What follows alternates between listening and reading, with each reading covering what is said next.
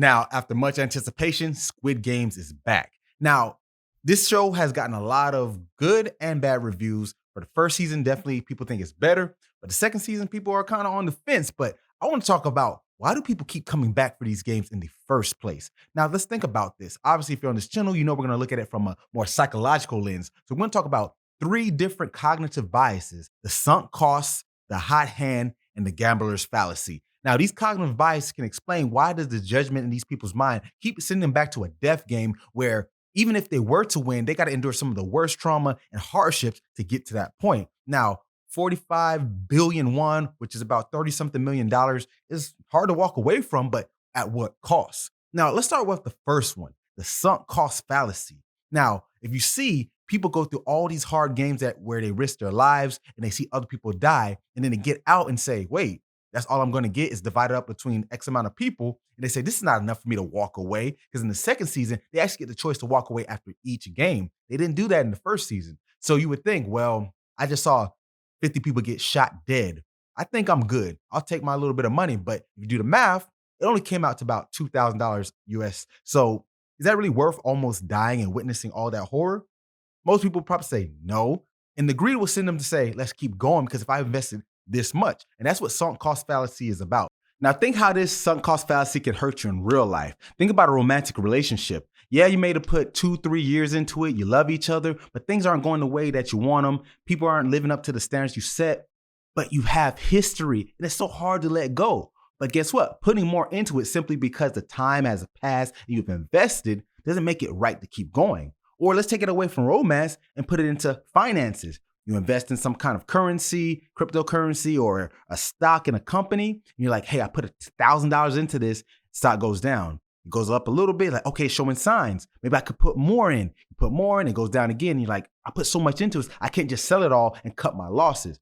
We can see how this could be a problem because we can't cut our losses. How do we get better if we keep doing what we always done? If you do what you always done, you're going to get what you always got. Sometimes it's okay to pivot.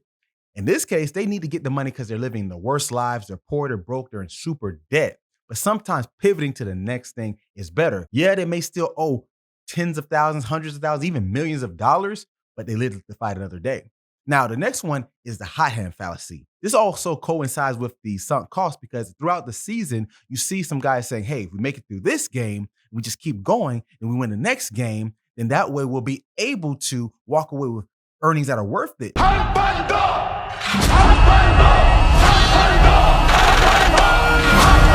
But this is a misconception because who's to say you're going to make it to the next game? If you notice, no one ever thinks they're the ones who are going to lose. They said, hey, we beat that last one. We overcame the odds. Hundreds of people got killed, but we're still here. Therefore, we're going to keep going and stay hot.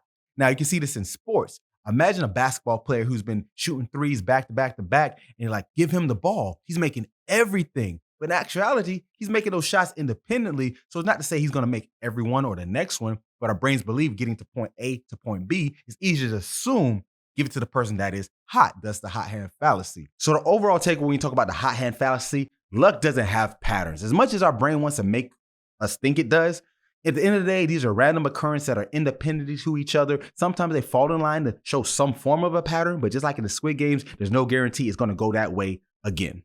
Now, this third and last one, the gambler's fallacy.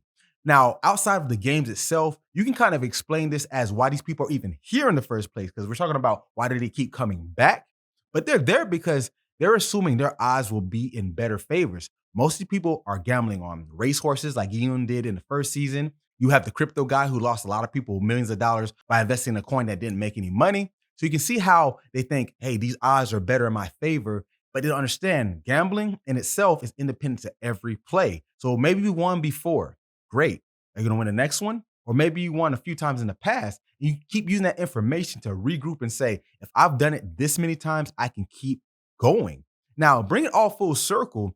In the grand scheme of things, everyone who's in this game has some kind of misjudgment issues. Even Guillaume, our main character, you can argue that he's back in the games for a good reason, but let's remember, his judgment's not all that either. He's overlooking a lot of different things that not only got him in the first place, but now he's back in. He's doing it for the right reasons to help people, but he's overlooking some things right in front of his eyes. He's not understanding that not everything is going to be as it seems. He even realized when his tracker's been taken out of his fake tooth, So he has to understand that his judgments aren't even fully there. And the brain, like I said, it wants to get to point A to point B the quickest, because if we're in a fight or flight, high stress, dangerous situations such as these people, it's easier just to assume what makes the most sense right then and there rather than to analyze everything. Now, that's a whole other topic I can talk about in other videos, but I just want to discuss on how our brain can make these decisions. And if you ever find yourself in these type of games, override those biases and get out like a Jordan Peele movie. Now, leave a comment below if you want to see any other topics, because right now Squid Games is trending. And I probably will do some more because there's a lot of themes that I saw in this season. And I have done others in the past. I'll put the link somewhere in here so you can check that out as well. So as always, guys, thanks for tuning in and get your mind right.